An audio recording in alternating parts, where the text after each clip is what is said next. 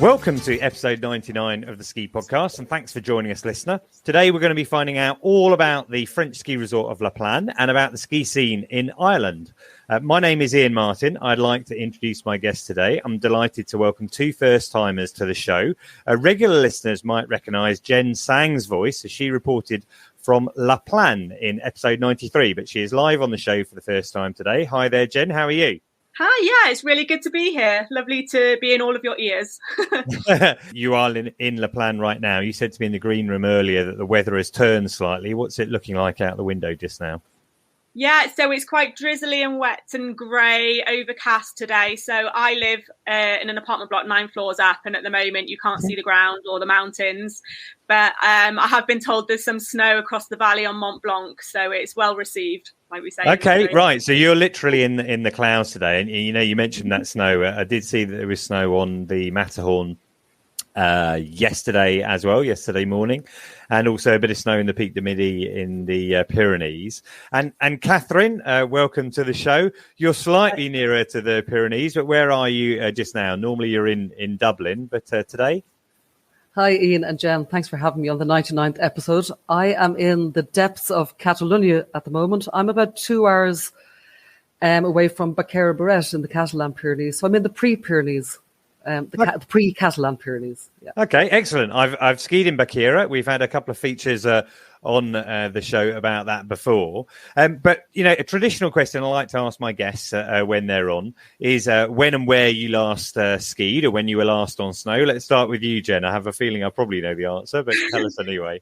Yeah, shockingly, it was in Plagne, yes. And it was the very last day of the winter season just gone. So that was right at the end of April. It was one of the longest seasons that we've had here since I've lived out here, I think. And so 30th of April, and it was fantastic. The snow was brilliant. The end of the season had been very quiet, so the snow had maintained really well for spring skiing. And I had the whole day on the mountain with my kids. I met some friends for lunch, and we had a lovely lunch on the mountain, still very scenic, and then did the very last run home with my kids down the beginner run. It was brilliant. And after the lifts closed then, that was it in April. I know the snow, was pretty good at the end of the season. Were there still people out there ski touring and, skiing, but without any lifts? It's less popular this year, I think. I must admit, I escaped quite quickly. As soon as the season finishes, we all kind of disappear and go on holiday and take a well-earned rest after the season finishes. But during the lockdown, when the lifts weren't open, it was quite incredible here, the amount of hiking and touring and things that were happening. You couldn't get a pair of snowshoes on the black market. It was just so popular. I think it's dropped off a little bit now that the lifts have come back, but there's definitely still more interest in it and a lot more equipment to rent and hire and things like that. So it's really good to see, because it is a fantastic way to see the resort. It is just very different experience. Yeah, excellent. And what about you then, Catherine? When were you last on snow? I was last on snow in mid-April in Tignes, or Tignes as I call it, and I was over to report on Les Arcs hotel group. This group that they're really changing the face of accommodation in the resort, and with plans to change the face of accommodation in the higher resorts in the French Alps. So they've bought a lot of hotel accommodation in Tignes, and they're also buying in Val Thorens and Les Arcs. I was there a couple of weeks ago, and every time I look, they've bought somewhere new. So I know that one of their investors is it Guerlin Chicheret? He's like a free ride skier. Yeah, you told me in the green room that you got to ski with him. How was that?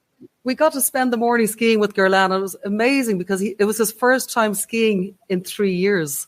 Really? So it was the last day of my season, and it was the first day of his season, but he hadn't skied for 3 years. He's got a young family, and he's involved in lots of different businesses in the ski industry. And so that was quite interesting. I mean, amazing to ski with somebody. He's, I think, a 3-time free ride world tour champion. Did he take you off any cliff jumps or anything like that? No, myself and another journalist stood and watched us. He hooked a few cliffs, all right. But it was a beautiful thing to watch him. And it was great to watch him back on the slopes that he loves so much. That's his native resort. That is amazing, though. You're saying to me it's his first day skiing for 3 years, and he genuinely did huck a few cliffs on his first day back then.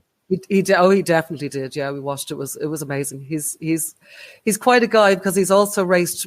He's also been involved in motorsports over the years, and he's done some. If you look his name up on YouTube, there's some incredible exploits, not only on skis but in cars as well. So yeah, I will drop that into the show notes. I have a feeling, did he do some kind of super jump in a mini in team? Was that exactly him? Exactly, that's him. Yeah, I'm going to find that one because that one is amazing. It's quite spectacular. I did a presentation a few years ago now at an event called Brighton SEO, and I was talking about, content in the ski industry, and I use that as one of the examples because it went incredibly viral. Good reasons for that. Now, our last episode was almost a month ago now, and listener, you've probably been aware it's been very, very hot across much of the planet, particularly in Europe.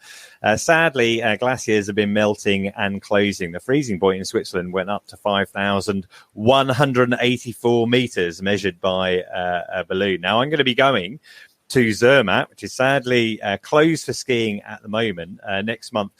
It's a test for me because I'm going to be going out there in a Tesla. Our regular listeners will know that I've been out there to the Alps in an electric vehicle before. So this will be my second test of that. And I'm hoping it will be slightly smoother than last time, which went okay. But I'm going to be talking to the organizer of an event called Speed Opening, which is the downhill races that they're going to be holding in October and November. Fingers crossed. We need the temperature to drop a little bit more. But I do know it's 3 months today from the day we're recording on the 19th of August until Val Thorens opens for the season. So, the ski season is coming imminently. On the positive side of things, they're having a decent ski season down under. Team GB telemarker Jasmine Taylor has been based in Mount Hotham in Australia for our summer, and she's been sending us regular updates. So let's have a listen to her latest one. Hello, ski podcast listeners. This is Jasmine Taylor from Mount Hotham in Victoria, Australia. Just giving you a snow report. We've actually had quite a lot of snow in the last week and plenty of bad weather, so a mixture of like wet, heavy snow and the odd bit of rain as well. But actually the mountain's looking quite healthy, and last night we had a really good freeze, so snow conditions are pretty good. But yeah, sending everybody lots of love from Australia, and looking forward to getting back to Europe soon. So the ski season is coming fast, I hope. I mean, that's certainly how I'm feeling about it. One event to look out for in the lead up to the season is the National Snow Show, which is taking place at the NEC in Birmingham. You can get free tickets for that if you book them on their website prior to the end of this month by using the code 2 months. So that's a number 2 and then months. And if you go along to the show, I'll be there. We'll be doing the Ski Podcast live. I'll have Mike Richards, a regular guest on the show, who'll be talking about skiing in Turkey, and other special guests to be confirmed. And also be doing a presentation about that trip out to the Alps in the Tesla as well. Now, let's move on to Jen and have a little chat about La Plagne. You're obviously British, I'm guessing, Jen. How did you end up in La Plagne? In the same way, I think a lot of expats that live out here do. I came here to do just one ski season, working for a British tour operator. We'd never done ski holidays or anything as kids growing up. It wasn't something my parents did, so we hadn't kind of fallen into it. But I remember sitting at university watching the Olympics and watching the snowboarding and just thinking that I've got to do that. I've got to try that. And working a ski season seemed to be the cheapest and easiest way of getting out here, because get paid to work and learn to ski at the same time. And yeah, of course, that was nearly 20 years ago now, and I'm still here. So excellent. Who did you work for? I worked for Mark Warner, who sadly aren't here in La Plagne anymore. So they had the Hotel Christina here, and I started off as reception and worked up quickly to be the resort manager there, and then did their summer seasons as well. Yeah. Well, one of the things that I've been to La Plagne a couple of times. I've only skied there for a day. I went to visit a friend of mine who was also doing a ski season. But it's always struck me as a bit of a complicated resort. I know you got resorts like Courchevel that have, the different stations, but they're spread along one road going up in the mountain. But La Plagne has all these different stations, the different villages around the mountain. Wondered if you could kind of just try and explain the geography of it to us. Yeah, sure. I mean, La Plagne as a whole is 10 villages, all kind of connected by roads and the pieces in the winter. So you've got the altitude villages, which kind of start with La Roche, and then Plagne 1800, Plagne Centre, Belcote, Belplagne, Plagne Village, Plagne Soleil, and then you go up to AIM 2000. And they're all the ones that are very kind of purpose-built, very ski in, very ski out, very accessible. And then down in the valley, you've got the like Montchaban and La Coche, Montalbert, and also Champigny as well. Really, really beautiful villages, but they are much, much lower down. So their snow conditions are very different to the altitude villages. But then the quality of the accommodation and some of the chalets, they're very old farmhouses and things that have been converted. So can be really beautiful. And just to clarify, Champigny, that's always fascinated me, because when I was doing my ski seasons in Courchevel, you could look across the valley there and see the lift going up from Champigny. And some people don't realise that those two ski areas, let's say Les Trois Vallées, Courchevel and La Plagne, Paradis Ski, are actually really close together. There's just one valley in between there, isn't there? If you were living in Bazelle, which lots of people do, it's actually very quick to get to Champigny and then take that lift up into the La Plagne ski area. Yeah, so we can, from the top of Grand Rochette, which is the main bubble lift from Plagne Centre, you can look across to Courchevel and see the airstrip, but you can also see the peaks of Tignes and, of course, over to Les Arcs. It's really quite incredible. The resorts are so much closer than you realise. But then considering Champigny is part of our resort, when I worked at Mark Warner, we still get staff who would get stuck down there, who would have missed the last lift home or something, for example, and would need picking up. And to get there by road takes hours. It takes a really long time in the winter, whereas you could ski over there really quickly. It's very deceiving, I think. Yeah, always one of those things to warn guests and apparently staff about as well, if you get tempted by that long descent down there. And I referred to the Paradis ski area, which in itself is certainly one of the largest in the world. I don't know exactly where it appears on the list, but that has come about, but because of the link between La Plagne and Les Arcs, which I'm thinking has probably happened during the time that you're in resort. I can't remember when that lift opened. Is it the Vanoise Express? The Vanoise. So the Vanoise Express, yeah, it's the biggest cable car, I think, in the world. It's like 200 people, and there's two of them that go back and forward alternately.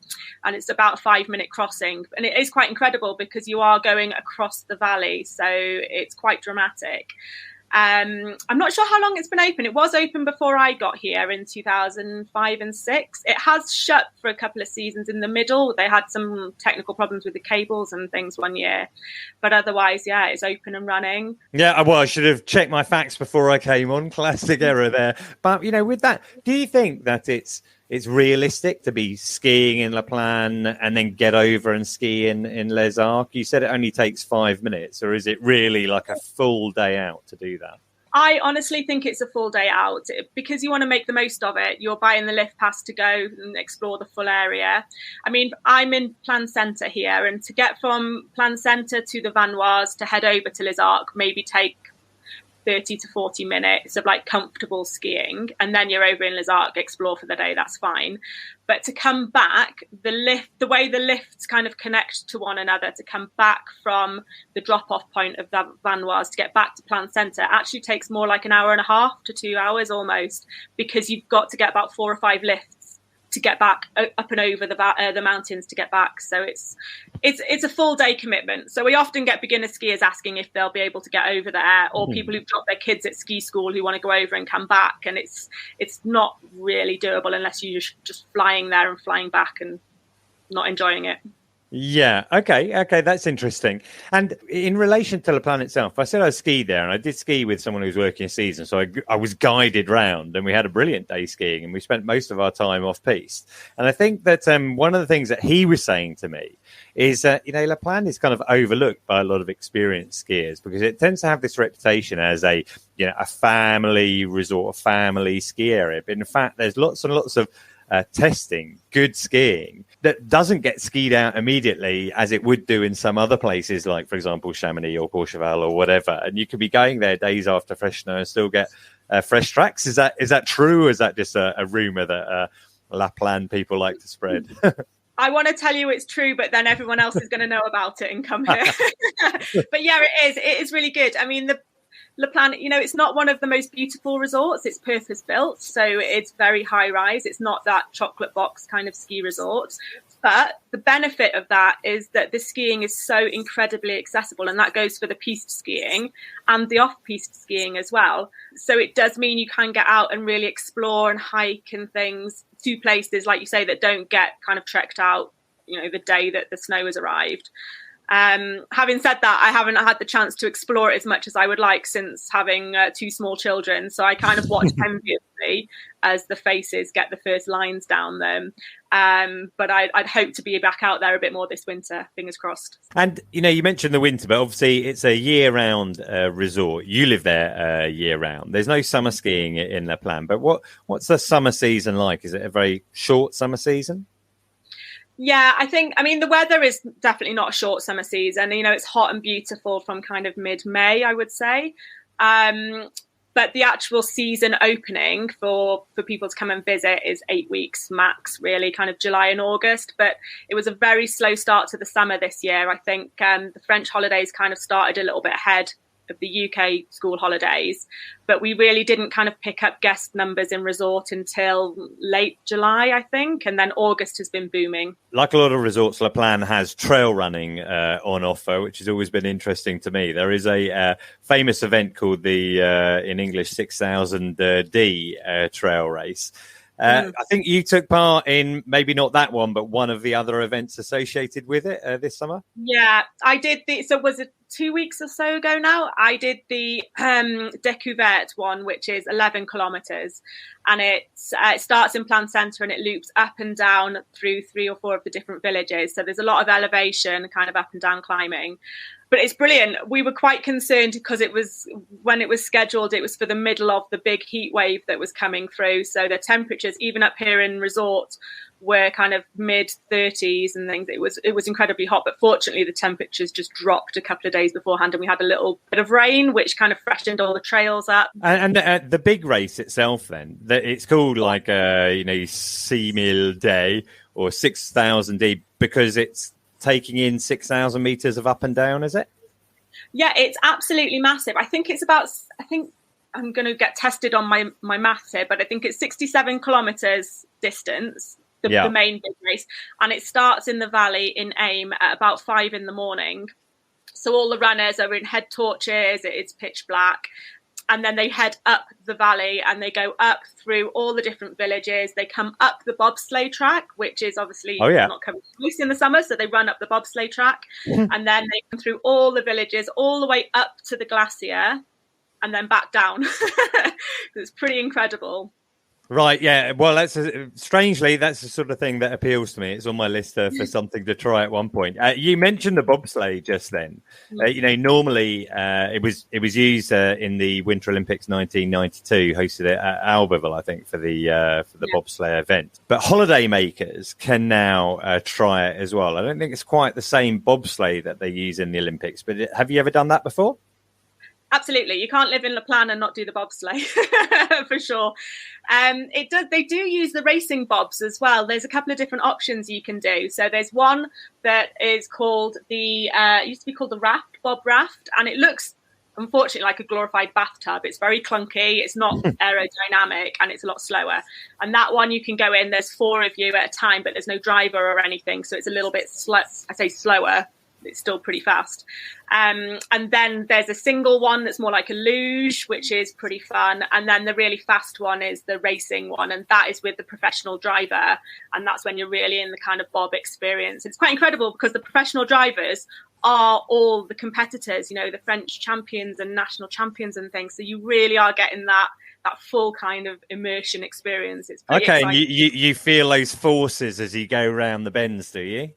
The Gforce is like nothing I've ever felt before. It starts at the start of the track. It's like 1.5 kilometers down. And at the start of the track, it feels just like a roller coaster, and you just think, oh yeah, okay, no problem, this is cool. And then all of a sudden, about 4 or 5 bends in, you cannot move. The Gforce is just on another level to anything else that I've done, and you really are kind of getting whipped around the corners quite dramatically, and they tell you your speed at the bottom, so every time the track is used and Bob is on there, it records the speed that you've come down at and how long it's taken you to come down and things, and you can buy your video of you all doing it and stuff like that. It is a lot of fun. It's very, very popular in the winter because you can't do it anywhere else. I think in France, and I think it's quite rare outside of France as well, because they still use the track for professional competitions as well. So quite often at the start of the winter here, they'll have like European championships and world championships and things happening. They have a lot of the armed forces come here and do their inter-force competitions and things as well. So it's pretty amazing that you can just hop on as a holiday maker and do it. Cool. Well, that's brilliant. I can't believe I haven't done it because I've tried, lots of the different adrenaline raising events in the Alps. So that one's got to go onto my list. That's brilliant, Jen. Thanks for that La Plagne update. Found it really interesting, and I'm hoping that you'll be able to give us some snow reports through the winter as well. Let us know how things are progressing in resort. Yeah, 100%. And we definitely have to get you skiing in La Plagne again soon. Cool. Excellent. Come to you now, Catherine. I saw you nodding there when Jen was talking about the bobsleigh. Have you tried it yourself? I have indeed. I've done it a couple of times. It's just great fun. I've been on the raft with people who were terrified. And of course, you have to pick the place on the raft where you want to sit for the best, for the biggest force. Isn't that right, Jen? Absolutely, yeah. You've got to fight over the front and back spots. Exactly. So is that the key then? Front and back? Those are the best places to be? Oh, I like the front because you can see a little bit more of where you're going, and I like that. But I think at the back, you get whipped around a bit more. You get knocked around a little bit more, yeah. But so that's the whole point. That's what you want. Yeah. Okay, excellent. Well, Catherine, I wanted to have you on the show because we've met at various events before, and you're in Spain at the moment, but in my mind, you represent the Irish skiing community, and to a lot of British people, they don't necessarily think of Ireland as being a ski country. I wondered how you got into skiing. Well, Iain, I was a rookie news reporter for a Dublin newspaper. I'm not sure I want to say how many years ago it was, but it was 1990. And I was basically asked to do an article about where Irish people should take their holidays. I interviewed a travel agent. They said to me, "Oh, you have to write about skiing. It's the best fun. It's amazing. It's just a great holiday." And that person's enthusiasm was just infectious. And I said, "I'm going to try that." I wasn't sporty at all. I was bookish in those days. And I booked, at that stage, we did have a dry ski slope in Kilturnan, County Dublin.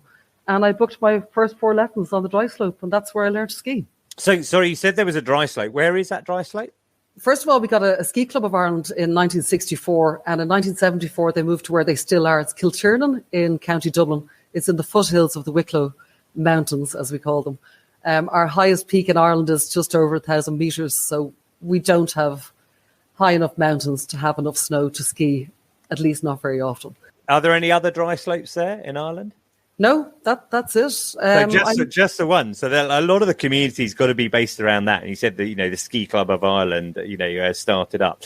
We did have, regular listeners will remember, back in episode 77, we had a great feature about skiing in Ireland, which covered the Mourne Mountains and Errigal in Donegal. Have you ever actually skied on snow in Ireland? I've managed it twice, Iain. Back in 2009, 2010, we had a lot of snow, and it was just we were getting into skinning and ski touring, so we managed to skin up on 2 occasions in County Wicklow, next to Dublin.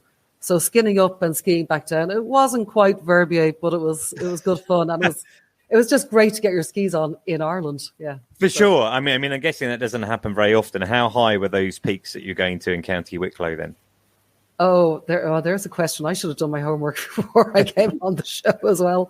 Not much over probably 1,000 feet or a bit more than that, I guess. Right. So that clearly was a good winter, that one for sure. Yeah. And you mentioned, the Ski Club of Ireland. It's been based in Kilturnan. But there you go. I've got it now. That's kind of driven by volunteers, is it? Or is it like a business?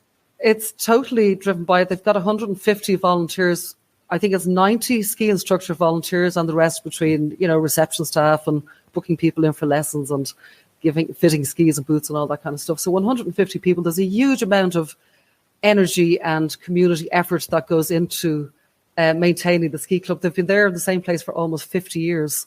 They do get some support from the government. They're getting a grant this year to replace the Den decks, I believe it's called, on one of the slopes. But yeah, it's run completely by volunteers. They've done something like 15,000 lessons. They had a record season last winter. So there's a whole new era of Irish skiing. Well, I mean, that's really good to hear. I mean, in terms of booking, holidays, I think, TUI Crystal have always operated flights out of Dublin, but there aren't many other companies who do that, I don't think. Does that mean that Irish people sometimes have to fly to the UK, or are they always doing holidays independently outside of the flight package? No, not at all. For many, many years, we've had a native Irish company called Top Flight. Tony Collins is still the owner there, and he's been very instrumental in improving developing the image of skiing in Ireland. So they would be our main tour operator from Dublin and Cork. And we also then have directski.com, which you'll probably remember operated in the UK during the boom years, and they're still operating out of Ireland again, Dublin and Cork. And as you say, we have Crystal Ski. They have a Dublin, an Irish operation. And we also have a one-stop ski shop now, an online platform called Mountain People. A company is run by a young Irish guy, Fiacre Diskin, and his brother, I think. And they're just passionate about skiing. So you can do everything. You can book flights, accommodation, ski hire, all that stuff. We also get a lot of people coming to Dublin from Northern Ireland to fly with the Irish tour ops or just to take scheduled flights because of the favourable exchange rate. So that's quite a thing as well. But we only need to fly out of London if we feel like it, if we want to, there's absolutely no problem flying out of Dublin at all. Excellent. And so what sort of size would you have any idea what size the market is in the Republic of Ireland? It's difficult to get concrete figures on that. Some of us estimate around 100,000 ski trips a year. We're a small country. We're a population in the Republic of Ireland of 5.1 million at the moment, I think. I always estimate that per capita it's similar to figures from the UK. That's what I like to say. Of course, we have airlines, our national airline Aer Lingus and Ryanair, and Swiss operating flights to Munich, Geneva, Milan, Turin, all those places. So it's quite difficult to bring the figures together. We also have a schools program, Top Flight for Schools, so and a lot of student groups heading out as well. So good. Are there kind of resorts that the Irish ski scene favour in Europe? Absolutely. The Irish market is a bit different to the British market in that Austria is our number one destination. Still, France is definitely catching up as our market matures, but Irish people tend to pick a resort they like and keep going back. We're always trying to get them to try new places. So the Irish love the Austrian resorts, the smaller villages, the family-run hotels, the sense of community, which you also have in Italy and France, of course, as well as Switzerland. So they love places like St. Johann, Westendorf for beginners, Sol, as I call it. Sol has a big Irish connection. They have a St. Patrick's Day parade in the middle of March, which is, it's amazing. And in 2023, they're going to hold the Ski and Rock Music Festival in the resort in March to coincide with St. Paddy's Day, I believe, St. Patrick's Day. So, they've got a big Irish connection going on, Excellent. Is that the most popular week for going away? Is that a typical week for people to take some time off and go skiing? I think it's a popular one later season because we've got a bank holiday. We've got a day off from work for St. Patrick's Day, so it means people have to take fewer holidays. And the season just gone, we had an extra bank holiday, so it was great for people. But no, we have our usual midterm rush, Iain, the same as the UK. And there's obviously a huge difference between the UK and Ireland in terms of skiing, in that I have to say I'm very jealous that you're still members of the EU over there. So your passport allows you all over the place without any issues at all. But I think that has affected the Irish ski scene as well, hasn't it? Both from an instructor point of view and also from a recruitment point of view for British companies. Absolutely. So basically in the 80s, a number of people who were involved in the ski club set up the Irish Association of Ski Instructors. It's now called the Irish Association of Snow Sports Instructors, IASI. And since Brexit, basically what's been happening is some instructors who want to continue to work in European resorts have joined IASI. And it's been quite interesting to watch. It's quite an interesting development. Suddenly the numbers of the association swelled to hundreds of members. And what you'll find now in different resorts in Europe is that the IASI course qualification is taught. You'll find none other than Warren Smith in Verbier teaches the IASI course, both in Verbier and in Cervinia. And you'll also find it being taught in places like Baccarat Barret and in some Austrian resorts. So that's been an interesting development. The Irish market is different to the English market in the sense that we don't have that culture of gap year ski season. We just haven't had it. But I think that is starting to change. There's been something like 30 new ski instructors who've qualified at the Ski Club in Ireland in the last season. So you can now, teenagers can now do as their transition year in school. We have the President's Award, the Gashka Award it's called. So you can do your ski instructor qualification as part of that. So I think we're going to see more Irish people in their 20s coming on board and wanting to do their gap year ski season. But in terms of recruitment, I was just chatting to Dan Fox from Ski Weekends. He is involved in lobbying and recruitment as well with, what's the name of his group? SBIT. Yeah, exactly. And he was saying they would love to recruit more Irish staff for chalets and in-resort staff, but there's a dearth of them. He was saying, obviously, for English people who want to go and do a season of work in a resort, it is viable, it is doable, but it's a lengthy, drawn-out, quite complex process, and he said it's quite painful. Whereas hiring an Irish person to go work in resort it's easy. And so he was saying, yeah, they'd love to recruit more Irish people, but they're not getting the applications. So the word needs to go out to young Irish people. Get off and do your ski season. It's a great thing to do. Well, absolutely. Well, we can put the word out here. I don't know how many Irish listeners we have, but I know we have listeners from all over the world. Quite a lot in the States. They always have lots of good connections with Ireland. So young Irish people, if you're listening, go off and do a ski season because I wouldn't say you're guaranteed a job, but with a combination of some hospitality skills and the marvellous crack that the Irish are known for, then you'll be able to get a job out in the Alps. That is brilliant, Catherine. That's really interesting. And thanks very much for giving us your time today. Thanks a lot, Iain. Cool. We're going to move towards a close now. Now, I enjoy all feedback about the show, so please do get in contact on social or email, theskipodcast@gmail.com. Word to Andrew Brannan, who contacted us via Facebook saying thanks for the podcast. Regular listeners will also know we had a survey recently. I posted all of those results online, and there were so many comments on there. I couldn't possibly reply to all of them. But a few of them that were mentioned in terms of feedback. Less inane wittering from industry PR types, please. I'll do my best for that. I like to have people on the show to talk about destinations. I can't control exactly what they say, but I'll avoid those, the wittering if possible. Iain handles the interviews really well. Precision informality. I look forward to every episode. Thank you. Can you get Lindsey Vonn on? Unlikely, but I'll do my best. I've spent the last season as a rep and I've learned a lot from the podcast and appreciate the good work. Well, I'm delighted to hear it. If you're out doing a ski season, please tell your friends about the podcast as well. And I love what you're doing to promote the ski industry and sustainable skiing. Well, I do my best in that respect, and hopefully there'll be some more on that after I've come back from the Tesla test trip to Zermatt. And finally, I'd like to thank Rob from Northwich, who bought me a coffee at buymeacoffee.com/the ski podcast with his very poetic comment where he said, as a child, I had my head in the clouds. Now, with your help, I can keep my head in the mountains. That is a lovely sentiment, Rob. I really appreciate that, and the coffees that you bought me as well. Now, you can follow me at Skipedia and the podcast at the Ski Podcast on social media. But for now, I'd like to thank Switzerland Tourism for sponsoring the show and thank my guest today, Jen. Thank you very much. It's been a pleasure being here with both of you. Excellent. And Catherine? Thanks, Iain, for having myself and my microphone along today. And finally, listener, thank you for joining us. And until next time, which will be our 100th episode, goodbye.